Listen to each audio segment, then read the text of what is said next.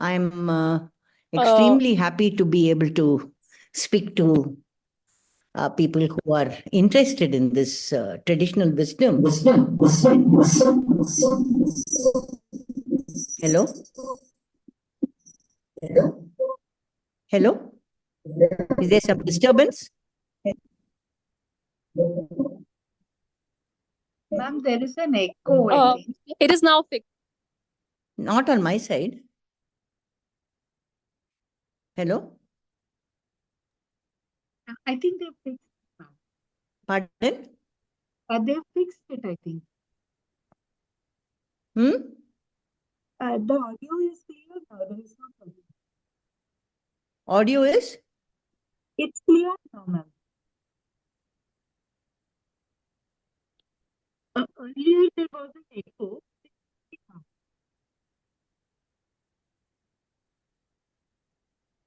Is there some problem from my side? No, ma'am, it's clear. You may continue, ma'am. Okay, right.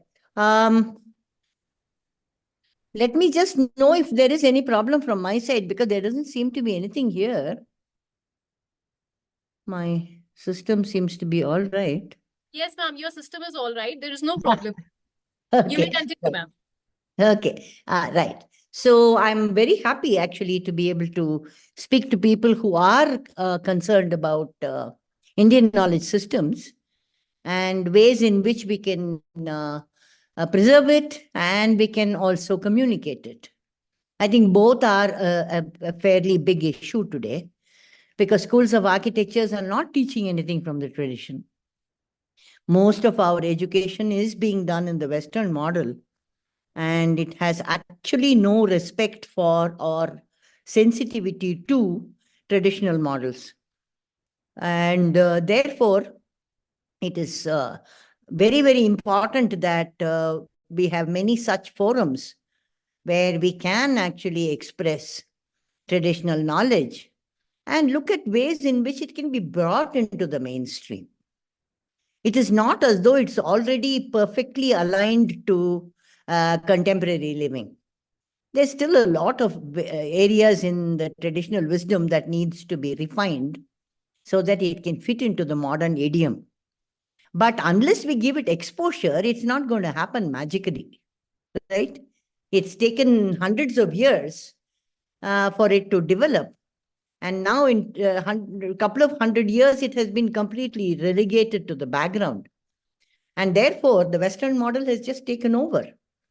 And if we want to make this other traditional model capable of communicating in a way that would be responsive to the current environment, to the current lifestyle, the current mindset, because we've all changed, then we have to work with it.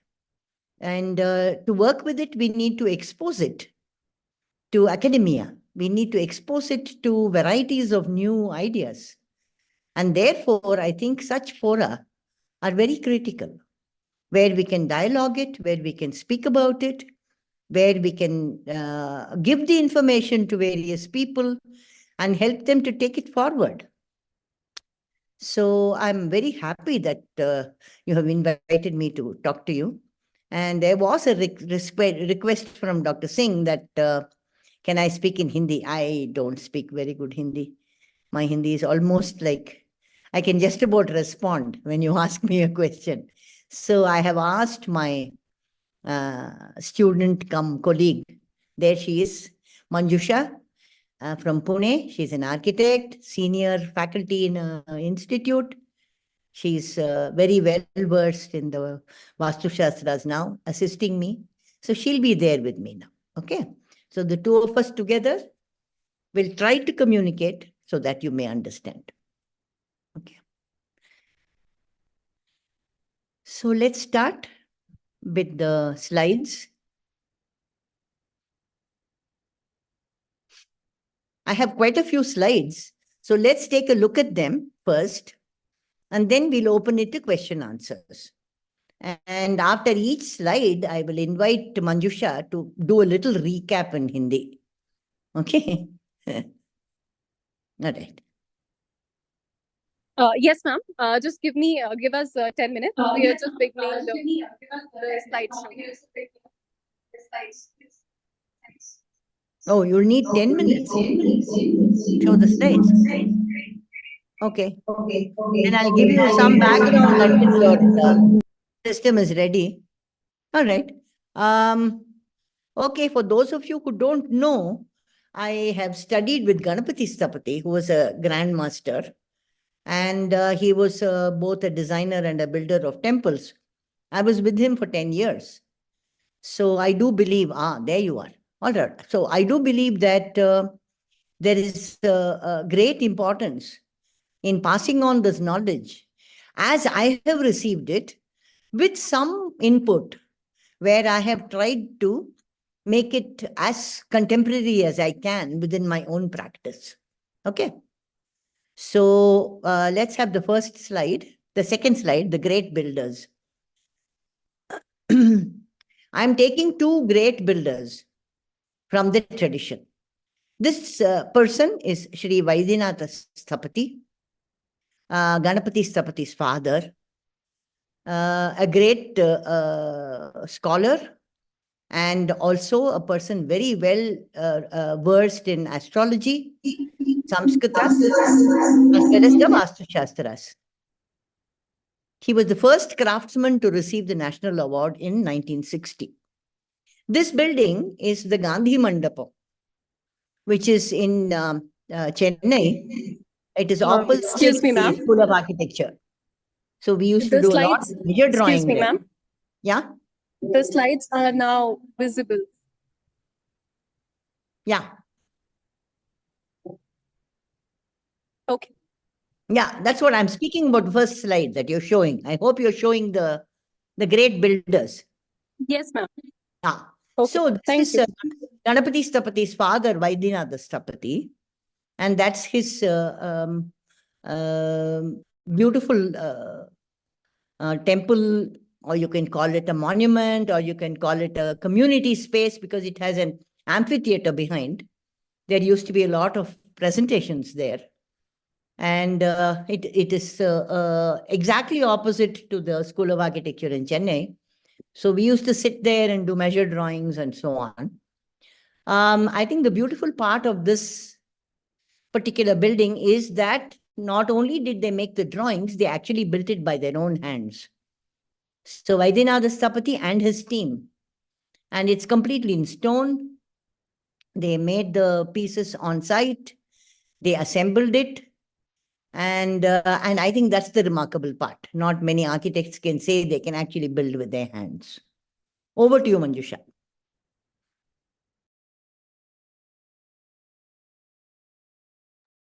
Am I audible? Am I audible? Yes, you are. नमस्ते। ये बहुत ही बड़ी जिम्मेदारी ma'am ने मुझ पे रखी है कि मैं उनका कहा हुआ ट्रांसलेट करूं। तो मेरी पढ़ाई भी इतनी मैम की जितनी नहीं है, ने मेरी हिंदी बहुत अच्छी है, लेकिन मैं कोशिश जरूर करूंगी। तो ma'am has spoken about great builders. तो हमारे ट्रेडिशन में जो स्थपति रहे हैं जिनका बहुत योगदान रहा है, उनमें से दो स्थपति के बारे में मैम आज बात करेंगी। तो एक श्री वैद्यनाथन स्थपति, जिनके बारे में पहले मैम ने बात की कि वो शिल्पी थे, संस्कृत के अभ्यासक थे और ज्योतिष भी देखते थे, और उन्होंने बहुत सारे प्रोजेक्ट्स इंडिया और श्रीलंका में किए। उनको नेशनल अवार्ड दिया गया 1960 में, और उनकी बनाई हुई वो जो बिल्डिंग है मंडपम, वो स्लाइड नहीं रही है स्क्रीन पे। Have you stop the presentation?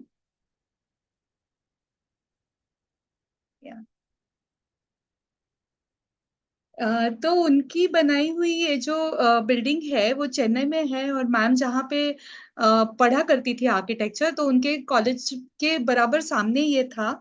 और यहाँ पे बच्चे, मतलब कॉलेज के विद्यार्थी भी वहाँ पे जाके थोड़ा वक्त बिताते थे, क्योंकि वहाँ पे वैसे सब स्पेसेस, वैसी सब जगह थी वो सब करने के लिए। तो पहले हमारे मंदिर जो थे वो एक सोशल सेंटर के तौर पे भी होते थे, क्योंकि लोग वहां पे लोगों का आना जाना होता था, एक दूसरे से मिलना होता था।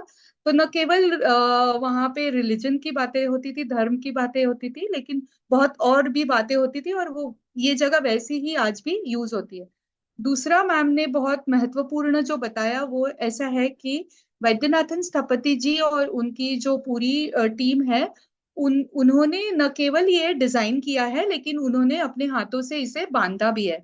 तो आजकल के जमाने में पूरा सेपरेट हो गया है कि जो डिजाइन करते हैं वो आर्किटेक्ट सेपरेट है, और जो बांधते हैं वो बिल्डर सेपरेट है, लेकिन इनके बारे में ऐसे नहीं था। तो उन्होंने और उनकी टीम ने मिलके ये पूरा प्लान भी किया है, डिजाइन भी किया है, और अपने हाथों से पत्थर में ये क्रिएट भी किया है। That's all ma'am, can carry on.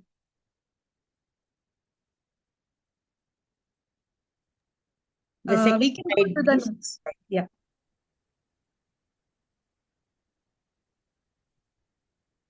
Next slide, please. The next one.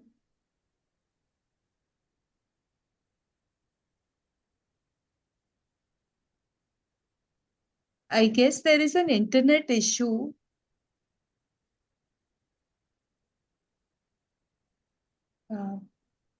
Could we have the next slide, please? The next slide is on the other great master that I want to talk about. His name is Amrita Linga Stapati. He's from, just as the earlier Vaidyanatha Stapati is from Karaikudi area, Amrita Linga Stapati is from Coimbatore area, Kovai district.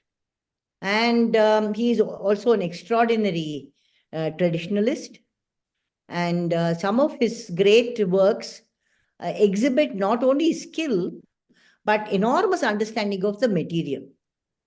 So if you look at the slide, let it come on, then you'll understand that to make something like that requires enormous engineering skill and understanding of stone itself. Because it's a single stone, and he has carved this monument from that single stone. I don't know. I think they're having problems about. Maybe there is some internet issue, I'm guessing.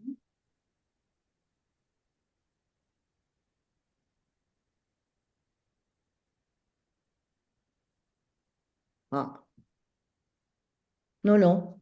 This the third slide. The one The before earlier- this. Yeah. One before this. Yeah, thank you. Yeah. So see, Sri Amritalingam Stapati has made this amazing piece in, it's called Manimandapam, and it's in Pollachi. Pollachi is very close to Coimbatore. And it's been carved out of one single stone. There are several thin pillars all around, and they've also created the stone chain, which is an amazing skill, because out of that piece of stone, you're actually creating a chain-like ornament, which can actually be moved. And as you can see, it has beautiful animal carvings at the base.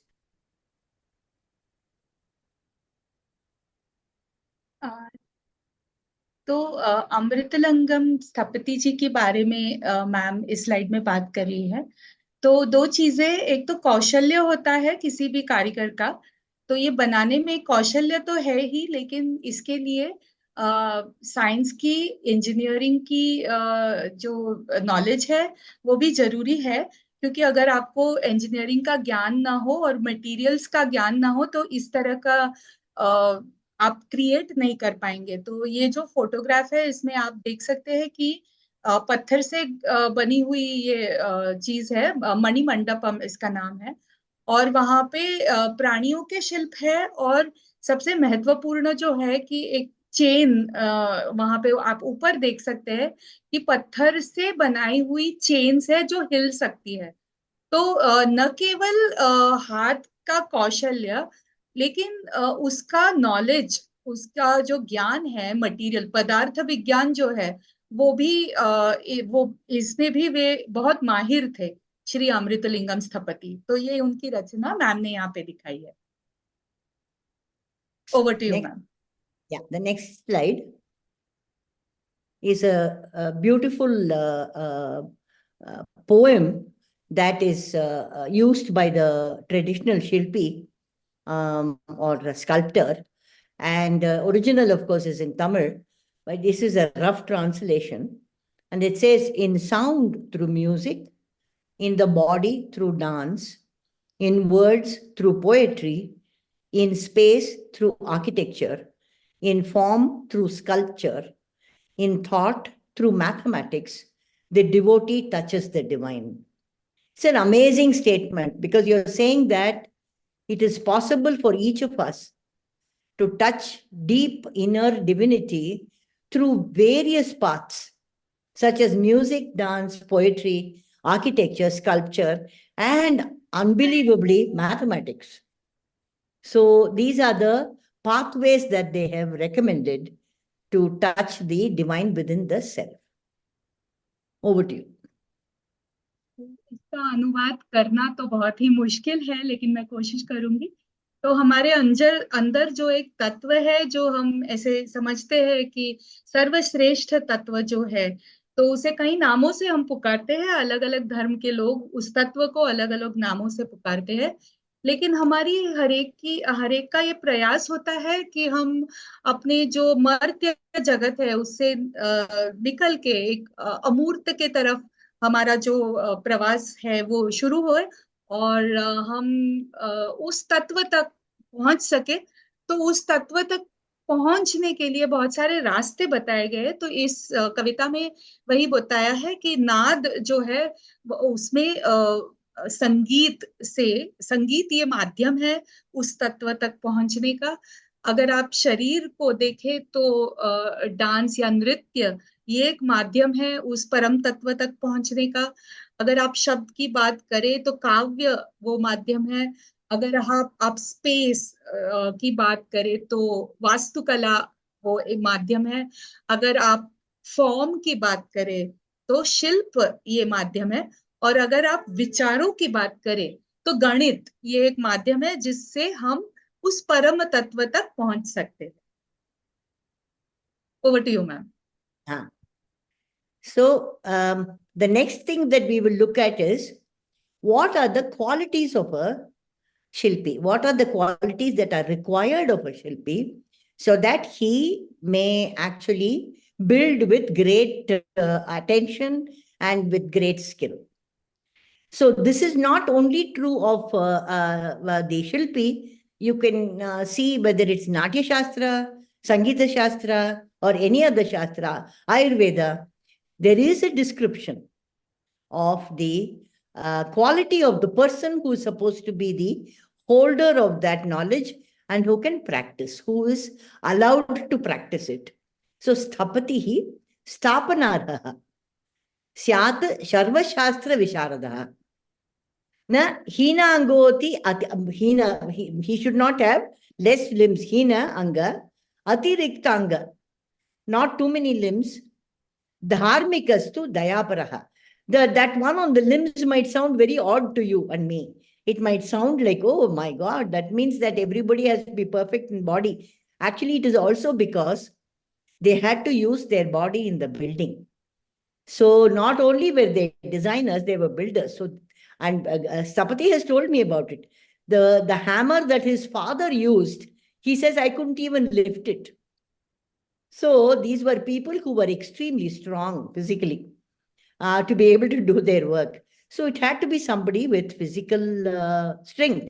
Dharmikaha, dayaparaha, should be compassionate, should be dharmic.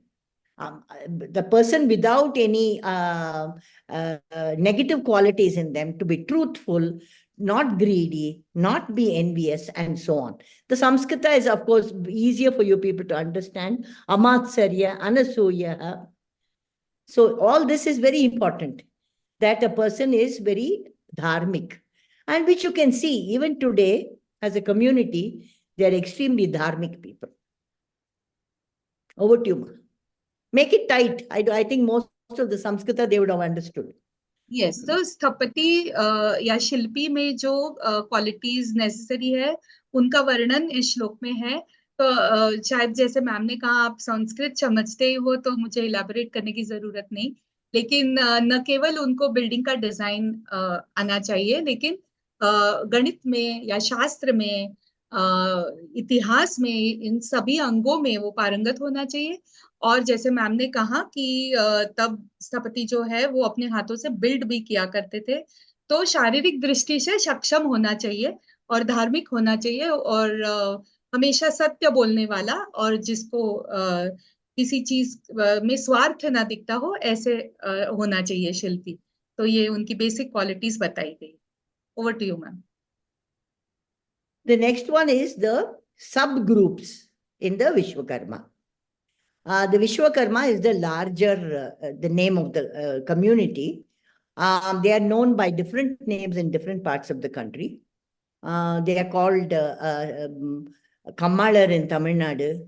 They are called Vishwakarma in some parts of the country. They are called Panchala in some parts of the country, and so on. They are Manu, Maya, Twashta, Shilpi, and Vishwagnya. So Manu is the blacksmith. Maya is the carpenter, Rathakara. Twashta is the metal makers, vessel. Shilpi is the sculptor and temple designers. Vishwagnya is the jeweler. So all of them are part of the Vishwakarma community, right? So each one of them had a particular skill. Their texts were marginally different because it addressed each of their particular discipline. Their traditions and their observation of certain festivals and the methodologies were more or less the same. Over to you. तो ये 5 तरह की communities बताई गई है विश्वकर्मा में। तो एक जो है, जो लोहार है वो काम करते हैं।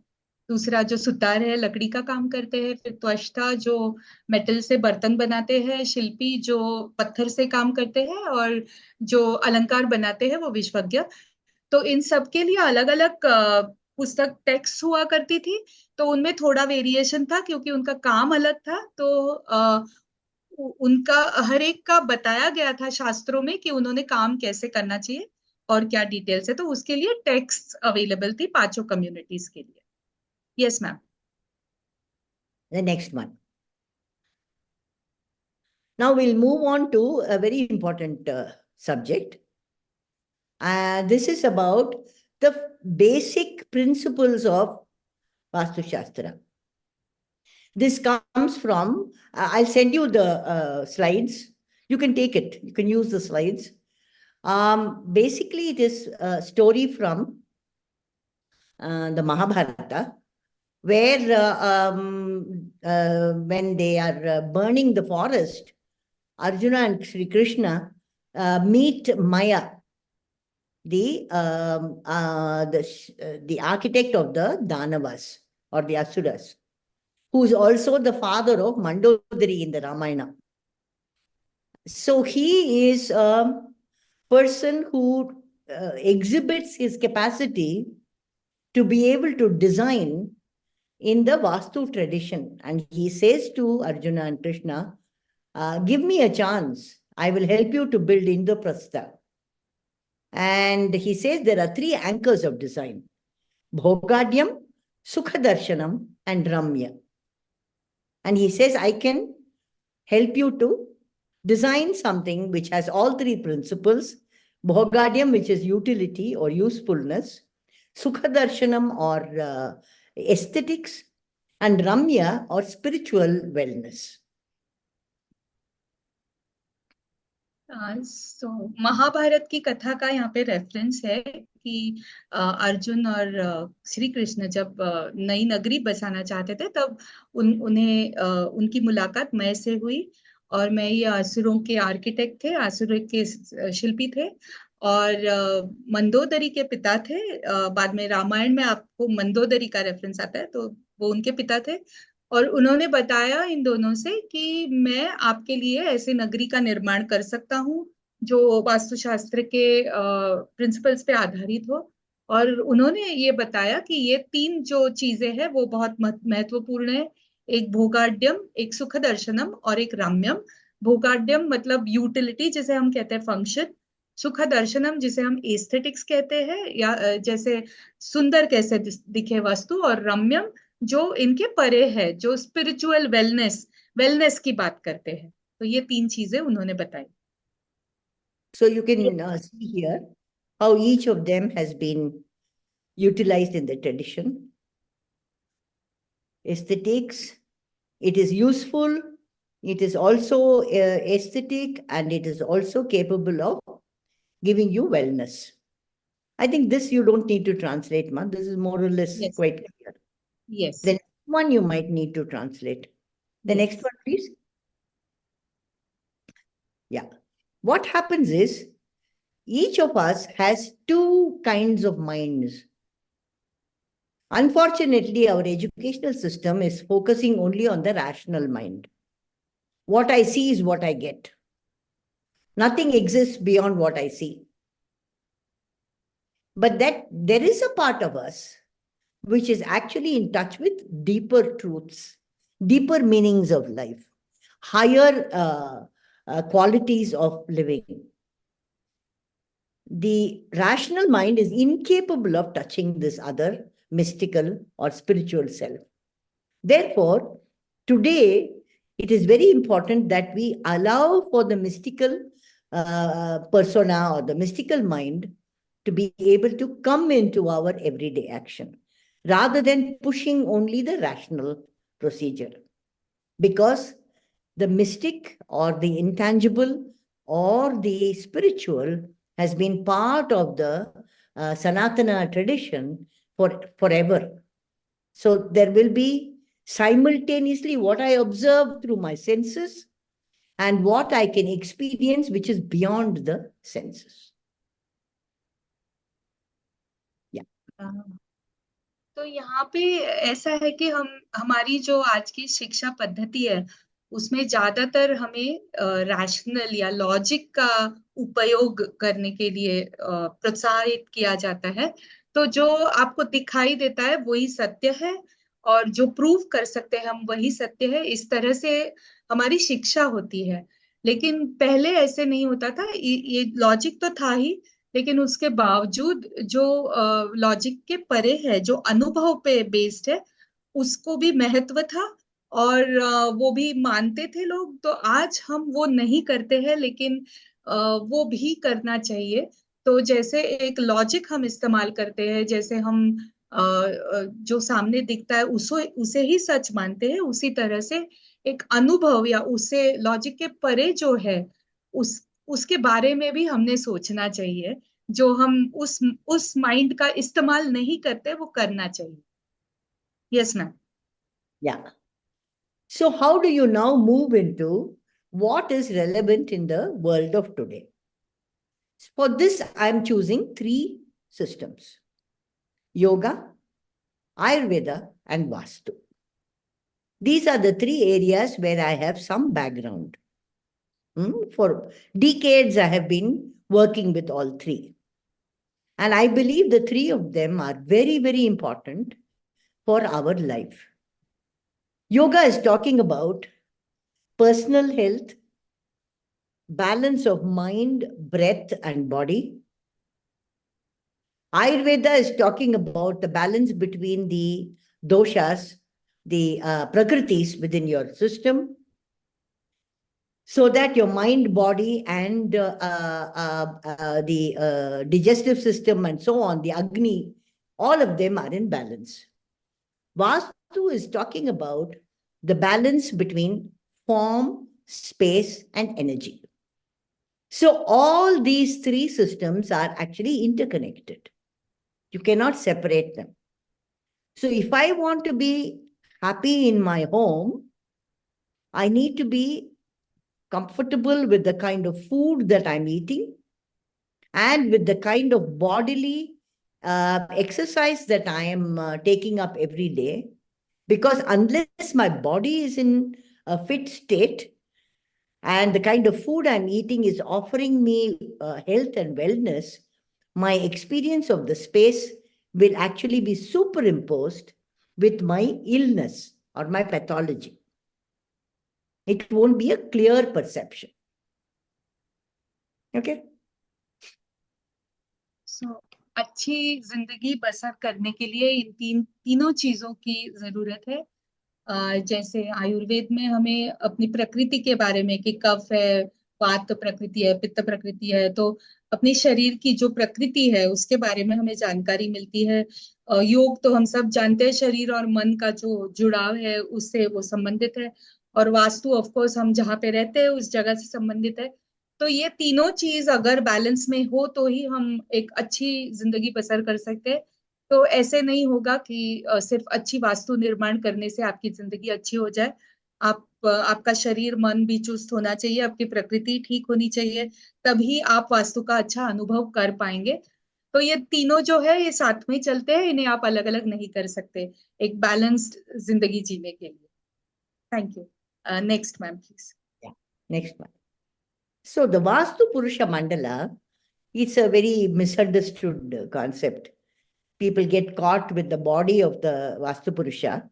Vastu Purusha is a symbolic representation, basically saying that energy in the earth is alive. And this living energy, how can I actually access it so that it offers me good, good basis for my living process? So the place that I'm building, the place I'm living in, how can I enable the earth's energies? How can I take it so that it will add to my life? This is the basis of the Vastu Purusha Mandala. So it says that there was this energy part of the Devata's life. And then he became too powerful. He became like an Asura. So the gods became extremely anxious. Brahma said, don't worry, we will tame this energy. And he's supposed to have thrown the energy onto the earth and sat on his back. So 45 devatas are supposed to be sitting on the back of the Vastu Purusha. And on certain days, certain times of the year, he is supposed to turn over and become completely energetic and full of vitality. When you can build, when you can sow your seeds in agriculture and so on. तो ये वास्तु पुरुष मंडल की diagram आपने सबने देखी होगी, लेकिन बहुत बार ऐसे होता है कि इसका इंटरप्रिटेशन गलत किया जाता है। मतलब गलत in the sense face value पे हम लेते हैं, वैसे नहीं लेना है। तो इसमें एक कथा भी है पौराणिक कि ये देवता ही थे और इनका I think there is some disturbance on the screen. तो ये जो देवता थे उनकी शक्ति इतनी बढ़ गई कि मतलब वो बहुत ही ज्यादा पावरफुल हो गए और उस शक्ति का वो दुरुपयोग करने लगे। तो बाकी जो सब देवता थे उनको ऐसे लगा कि ये नहीं होना चाहिए। वो ब्रह्मा जी के पास गए और ब्रह्मा जी ने सोचा कि अगर इस शक्ति को काबू में लाना है तो सबने मिलके उनको जो है धरती पे लिटा दिया। और 45 जो देवता है वो अलग अलग दिशाओं में उनको बांध के बैठ गए। तो ये जो 45 पॉइंट्स है इस पे, वो हम सोचते हैं कि ये शक्तियां हैं। देवता को शक्ति का ही रूप माना गया है और इसका अर्थ इतना ही है कि भूमि में एक शक्ति है और अगर हम उन शक्ति को जाने तो हम उसका प्रयोग अपने जीवन को अच्छा करने के लिए कर सकते हैं। तो ये भूमि की जो शक्ति है उसे हम कैसे ले पाए, इसके लिए ये प्रयोजन किया हुआ है और इसमें वही दिखाया है। देवता तो नाम है, एक्चुअली शक्ति इज द कॉन्सेप्ट। तो उन शक्तियों का एक रिप्रेजेंटेशन है ये वास्तु पुरुष मंडल। और साल में कई ऐसे दिन आते हैं जब ये जागते हैं और जब ये जागते हैं तो ये अपने लिए बहुत फायदेमंद होता है। जैसे कि एग्रीकल्चर में जैसे हम जब बीज बोते हैं तो उसके लिए भी मुहूर्त निकाला जाता है इसके जागने के टाइम से। Yes ma'am. Yeah. So now we'll go through some of these slides quickly. We don't need the Hindi for this because it's very simple. Yeah. The Vastu Purusha Mandala is now made into a geometry. We're taking out the form and we're saying it can be made into a square, a circle, a diamond shape, and there is a center. There are 4 quadrants. There are diagonals, and each of them has a certain meaning. This will go into your actual physical practice of how to use a space, how to use a site. In what way can you define a form on the site? The next one. I don't think we need to talk about clear. this. Yeah. The next one is what is known as cosmology. Cosmology is another very critical space, because here you're saying each of the directions has a meaning and has a part to play in the built form. The east, starting with the east, if you go in a clockwise direction, east is Surya, southeast is Agni, south is Yama, southwest is Pitru, west is Varuna, northwest is Vayu, north is Kubera, and northeast is Ishana. Each of them has a certain meaning and certain associations. All of them are quite important. Each association defines how those energies in each of these quarters can affect your lifestyle.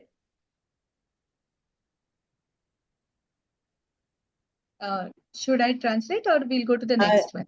Just check. Are you okay? Are you people okay with this, or do you need translation? Yeah, okay, ma'am. All right. The next one. The next one is a further arithmetical play of the Vastu Purusha Mandala. Now you're creating pada or modules from the both directions, and creating smaller units. And then you're also defining each circle of energy around the center. The central point is known as the Brahmasthana or the Brahma Bindu, and all the spaces around this have certain energetic meanings. The first, 1 second.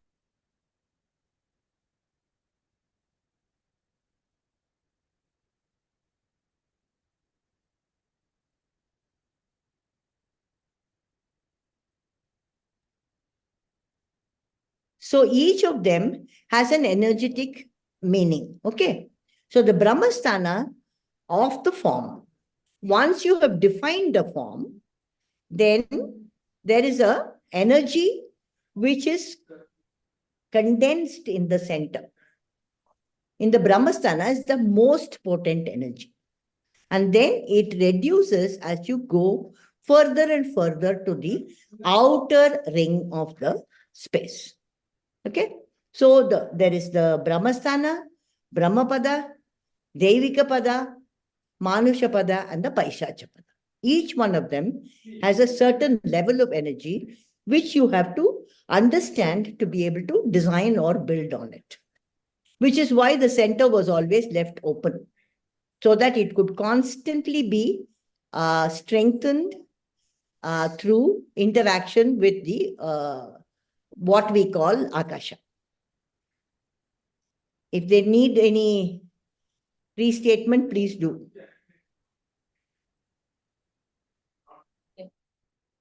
Are we moving on, or should I?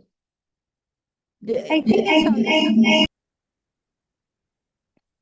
Is that okay? You people can understand it? I think it must be Yes, okay. ma'am, I think it's okay. Nicely explained the slide. Yeah, it must be okay. Okay. It's okay, ma'am. Okay. The next one is when you further enlarge and create narrower and narrower kind of circles around the center, this will be for more complex structures. Like, say, for a town layout or a settlement, where you need to have smaller and smaller units for creating zones in your design. And then you will say that each one of them has a certain meaning. This, of course, becomes very technical. We won't be able to explain it now. Some of the texts say that 1, 3, 5, 7, and 9 are not to be built upon, 2, 4, 6, and 8 should be built upon, and so on. That is very complex. We need to learn this through actual designing to be able to understand how to use each of the zones. Okay. The next one. Okay. So Padavinyasa is also talking about various ways in which this module can be utilized, starting with one module and then subdividing it into 2, and then 3 and 5 and so on. 3, 4, 5, 6. And 8 is considered to be the most useful for almost all designs. 9 is used more for settlements.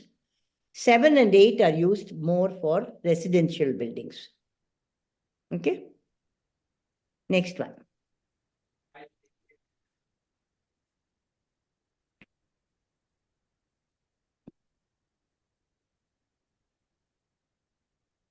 Then you also have classification. What are the ways in which Vastu Shastra can be applied? Okay. So you have Yana Vastu, Shayana Vastu, Shilpam, Griha Vastu, Devalaya Vastu. Then you have Nagara or Grama Nirmana. All of them have a specific location in the texts. Most of the texts actually deal with all aspects of design. Each of them will have an understanding of the space. Each of them will have a particular scale that is being utilized. The hasta is the generic scale. And then you have variations of that for each of its applications. Do you need any translation for this? Bhumi, Prasada, Yana, and so on. So these are the shlokas. You can keep them. I have no intention of putting copyright or anything. They're just from the texts. So how do you select a site? This is very critical because most people today are simply unconcerned. What happened? Previous one, yeah. Site has to be chosen very carefully. And for this, traditionally, the Sthapati was consulted. Today, of course, nobody has a say in the matter. You buy whatever is available, and then you go there and see what you can do about the problems in the site.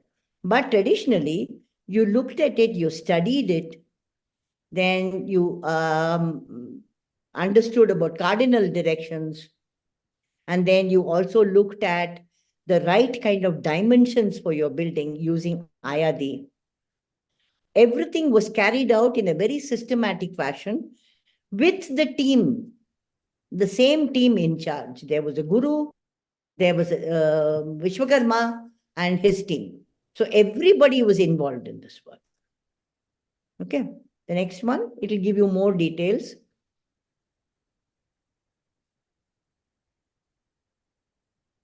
So basically, the choice of the site, you look at the soil condition, you look at the topography, you look at the wind direction, the rain, then you look at the sunshine there. Today, ridiculous kind of data floating around saying if you don't have a site sloping down to the northeast, then something terrible will happen. All sites cannot be sloping down to the northeast. Obviously, it's an impossibility, right? There will be different slopes and topography, which is based on centuries, millennia of erosion and land formation. So you can't go around changing that. It will also define your water table. Therefore, you have to now learn to understand the actual energetic pattern in each site. and take it in a way that will help you assist the person who's going to live there. Is it the soil? Is it going to be capable of sustaining agriculture? Can they have a garden? Can it withstand heavy rainfall? See, so many things you'll have to look at. So all this was examined before a site was selected. Okay. So do you need Manjusha to explain this? No, ma'am, it's okay, ma'am. Okay. Then the next one, the types of land.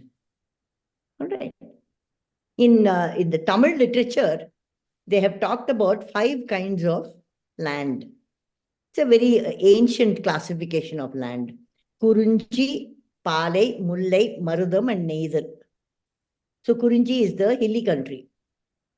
Palai is a dry or desert region. Mullai is the forest. Marudam is the fertile low-lying plain where all agriculture took place. Neithal is the coastal land. So each of these lands in Tamil literature has a particular divine form. Kurunji has Muruga. Each of them has a particular deity, type of temple. It also has a certain description. And invariably, they also have a love poem, which is specific to that area. It's quite a developed tradition in Tamil literature. I would even say Tamil cinema has taken a lot from this. Okay. So the land and its nature is very important for us to understand before choosing a site or before understanding how a settlement can be developed in that site. Okay. Next one, slopes. This is a terribly misunderstood area. You have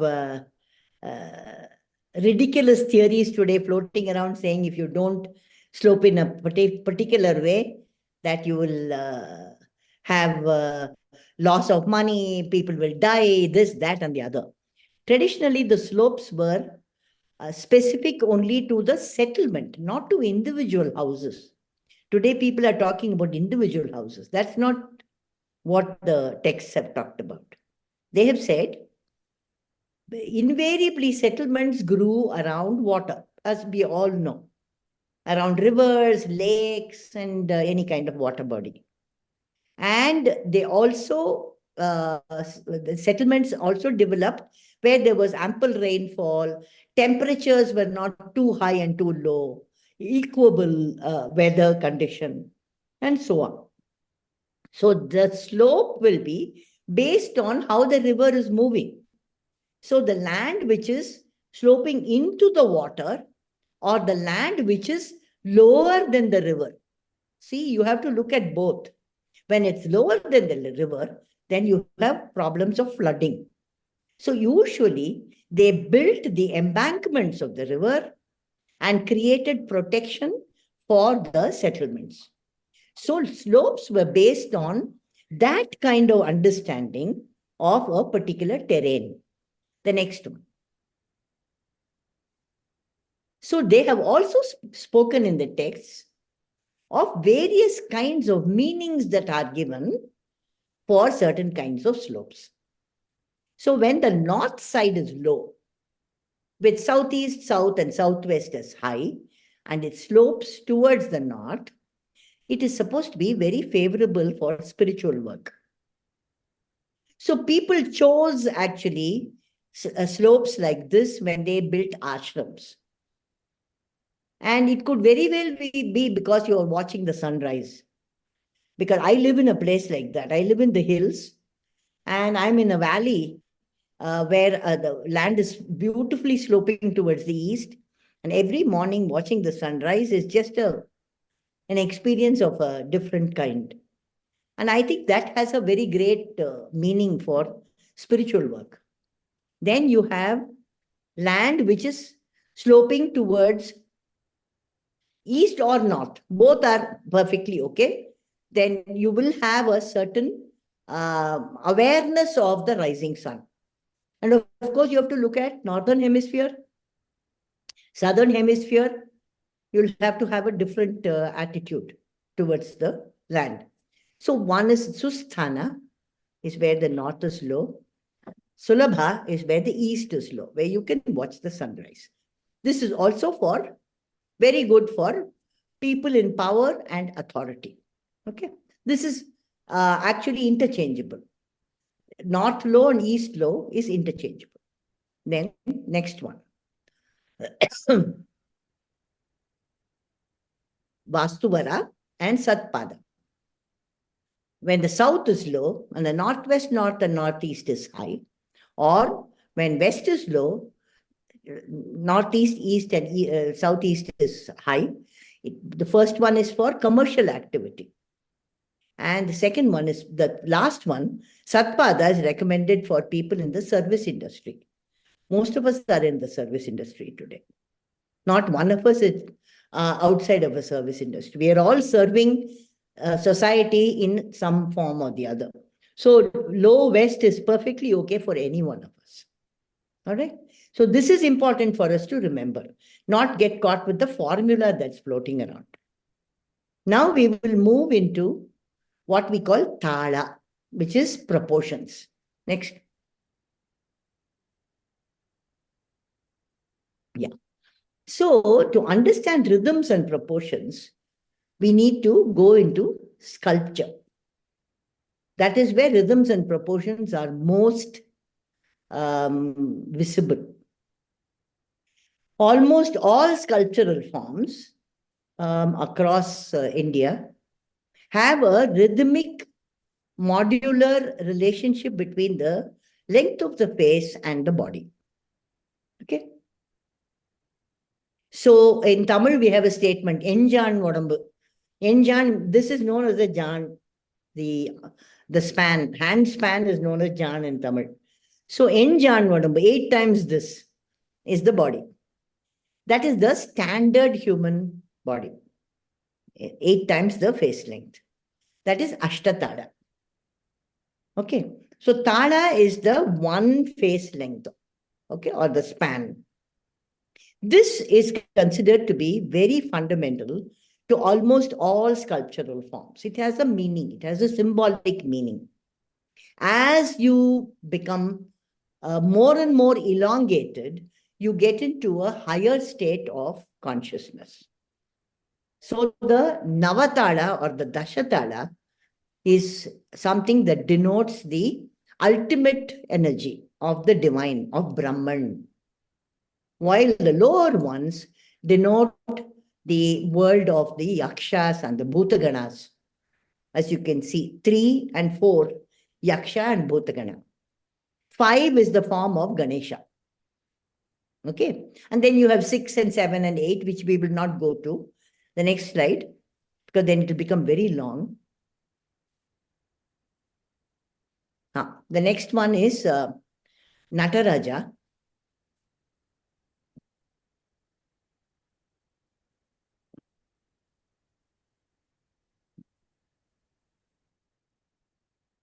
Just give me a moment. I have a very urgent call. I got delayed, so I need to tell them I'm delayed.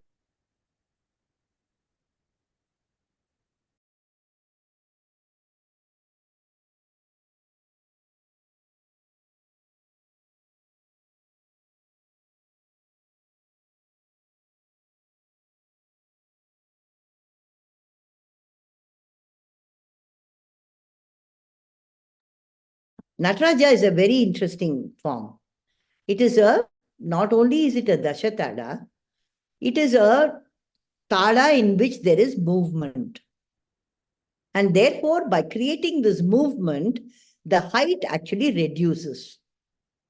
Because the form is in what is known as Bhanga. Bhanga means flexion. And when you flex yourself, the total height actually reduces. So the Nataraja form, the arithmetic of the reduction is also calculated. So it's an amazing arithmetical, grammatical form. in which this splendid aesthetics is also placed.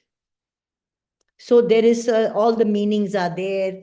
He's creating sound, he's bringing in light, and he's dancing, he's offering Abhaya Varada Hasta, and he's holding avidya in control.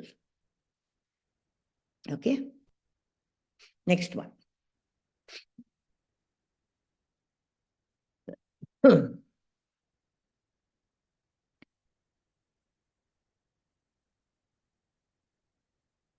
Next slide, please. Yeah. This is Koneri Rajapuram.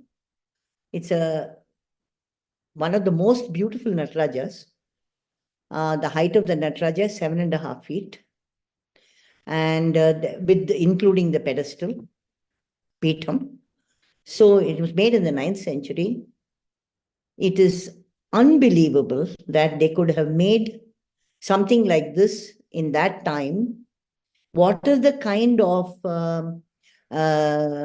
space that they needed to do the actual casting? Because these are all metal casting. So you will need a sort of a mud. If it is 6.5 or 7.5 feet, you'll need a crucible, which is at least a 15 feet in size. So what are the kind of dimensions that they needed? What is the kind of wax and metal that they required? So all that is here. The amount of lead, the amount of gold, the amount of copper. Most of it is only copper. Panchaloha, the main ingredient is copper. And then there's a little bit of tin and lead. And marginal amounts of silver and gold. Okay. Next one. I don't want to enlarge too much because I think we're running out of time. So the proportions in plans, it is important for you to remember that the Brahmasthana of a building is very critical. So when you divide it, the space into modules, rectangular or square modules, it has to be even modules on both sides or odd modules on both sides. You can't have even and odd, like in the second one, because then the Brahmasthana actually gets affected. It has to be a space or it has to be a point. Okay. Next one, proportions of buildings. Let's just run through them quickly.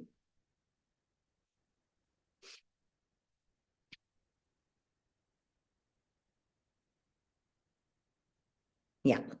So you have various proportions in buildings. You can have 4:6, 3:5, and so on.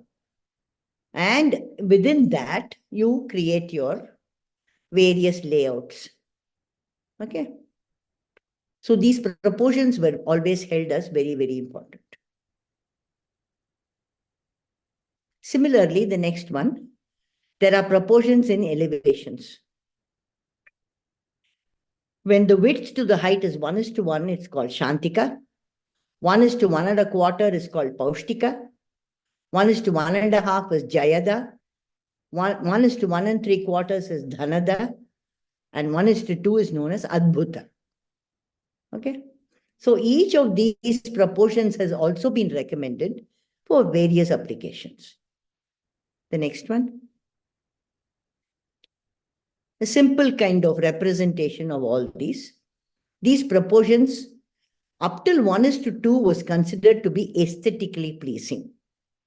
Beyond 1:2 was not recommended in the tradition. But today we are doing 1:10 and the whole thing looks completely out of proportion. So this is the proportion that they have recommended. Okay, the next one.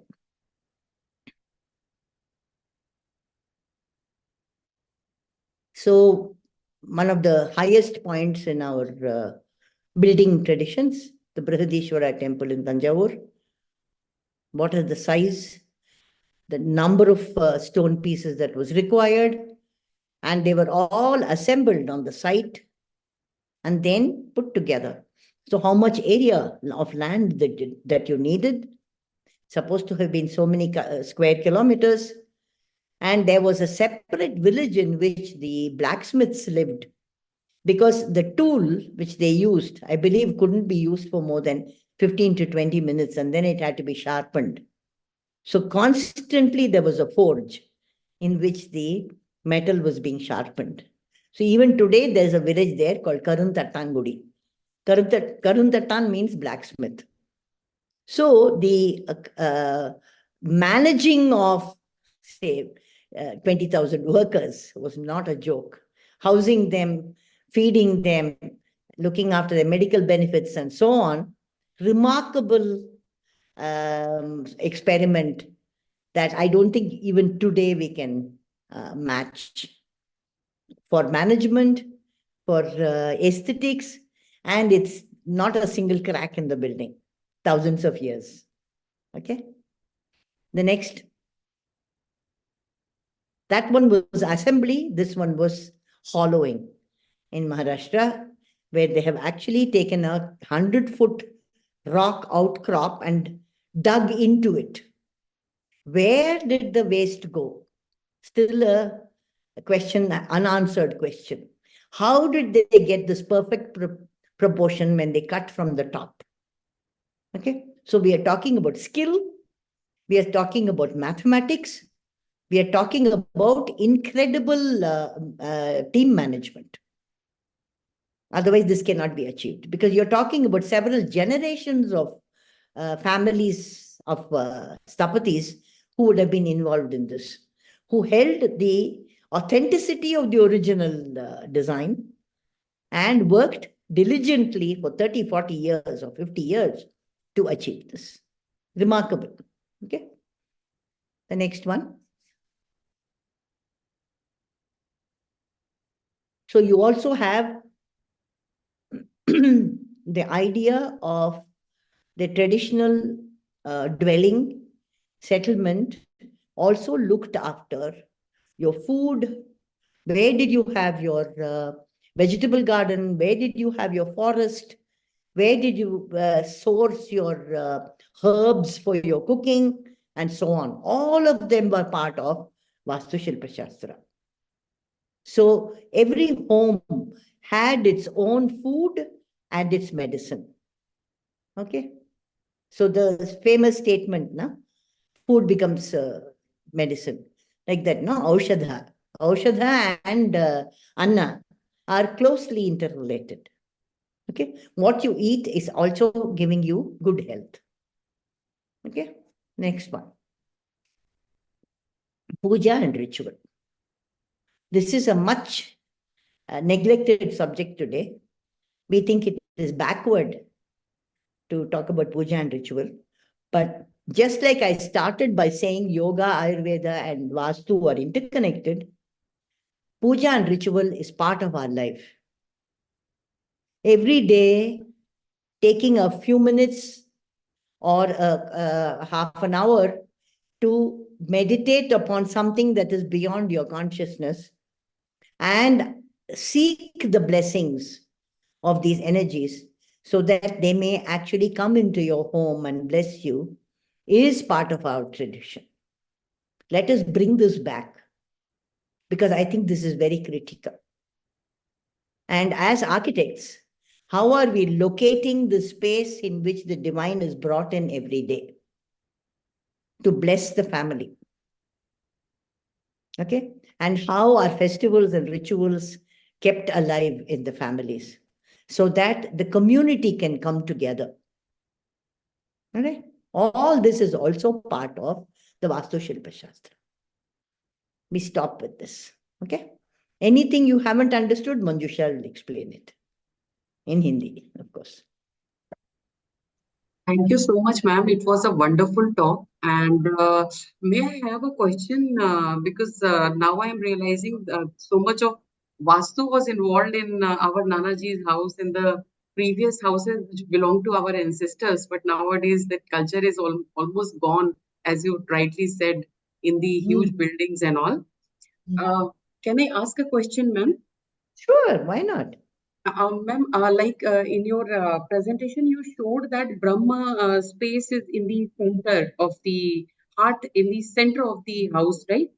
So Yes. like we are not able to have that space available because of any reason. So what are other spaces whereby we can have the placement of deities and we can meditate and we can do something. So if you can guide us on that, because that central space is not available with us right now. So what are the other you Um, know uh, yeah, that's a good question, because most of the built farms today don't encourage opening out the center because of okay, the space, constraints? lack of space availability and so on. Yeah. See, there are locations that have been recommended. The northeast sector is supposed to be very good, Okay. because Ishana and Kubera are supposed to be healing spaces. Okay. So having your prayer room or your meditation center, etc., in the northeast sector would be appropriate. But if you're entering from the north, that may not be the right location. We don't want to enter into the puja. So Yeah. then there are other locations also that have been recommended. You can have it on the western side facing to the east. See, Okay. usually the puja, every direction except south has been recommended. Every Okay. time So south means the south, gods cannot face south. they should not face south. The devatas shouldn't face south. But if you are a Shakta tradition where you will stand in front of the gods are facing north, you end up facing south. That also will not be appropriate, which is why east-west is mostly recommended. Okay. Unless you don't come from the Shakta tradition, like we come from the Smartha tradition, where Okay. we don't stand in front of the gods, we sit on the side. Okay. In which case, the god is facing north is fine, because Okay. I would sit on the side and face east or west. Okay. Okay. Okay. We will take So care. I think depends one upon more. your family. Yeah. Thank you so much, ma'am. Thank you so much. Thank you so much.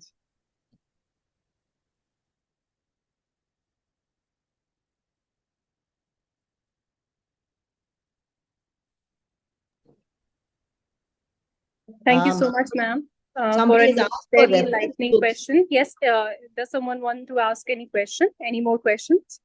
Somebody has asked for reference books. Manjusha, can you just type in the Yeah, uh, I'll do uh, that.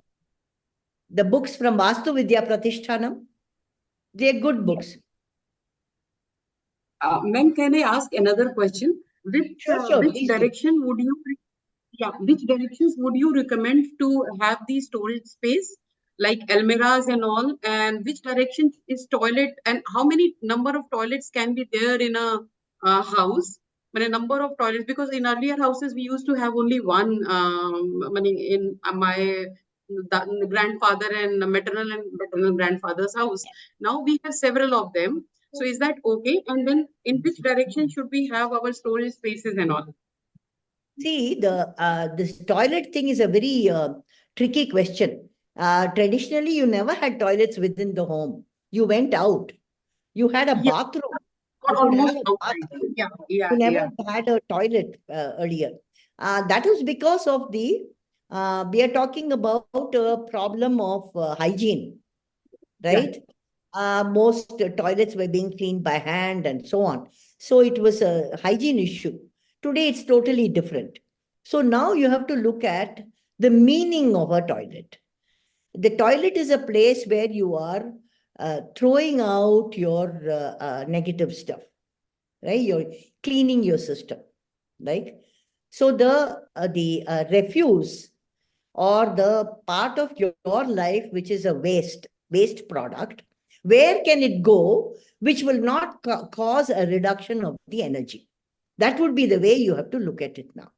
So obviously I cannot have a toilet in the northeast, because northeast is where I'm getting the energies from the environment. So I don't want to put my waste there. Same thing I can say about southeast. That is where my vitality is coming. So I cannot put my waste there. Southwest is where my ancestral energy is coming in. So I cannot put my waste there. So you have this problem of all four corners of very high energy, and all four centers of very high energy, which means the space between these two is okay. Okay. Thank you, ma'am. Thank you. Between the northwest, if you divide it into modules, the whole northeast sector, preferable not to have toilets. Yeah. In the south and in the west, wherever it is not exact west and exact northwest, exact southwest, you can have exact southeast, exact south, and exact southwest. You leave that and then you can have the toilets. Those are the recommended locations. Thank you, ma'am. Oh, ma'am. Thank you. There's a question in the chat box, ma'am. Wonderful talk, ma'am. Very nice and very nice talk. And the translations by Manjusha ji were also very, very great. Somebody has asked whether you can sit at a lower place to the Yeah. outside And of the deities house is are okay. facing north. Deities are facing north is fine. He's asking whether you can sit at the lower level and face south. See, usually it's not recommended to face south, even in the kitchen. When you're cooking, it's not recommended to face south. Not that it is the scary stuff of you will die because it's yama. No, no, no, no. People don't die that easily. You will die only when your time comes. Okay. So it is not about death. It is about the energy loss or energy gain. Okay.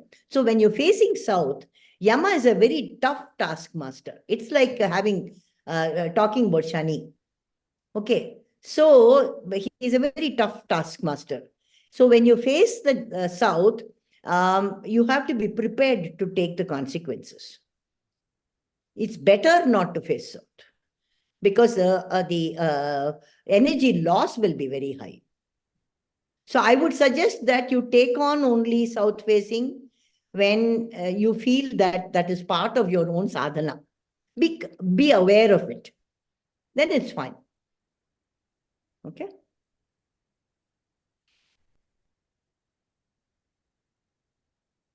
So that is why we sit to the Smartha tradition, which is a typical Tamil tradition, is where you don't sit in front of the gods at all. You always, like you will see in South Indian temples, no? The pujari will not stand in front. He will stand on the side. It's a fairly strong Shaiva tradition in the South. You're not supposed to face the gods, but you're supposed to sit in a position of being a dasa. Right? You're not a Veera standing in front. You're a dasa sitting on the side. Okay?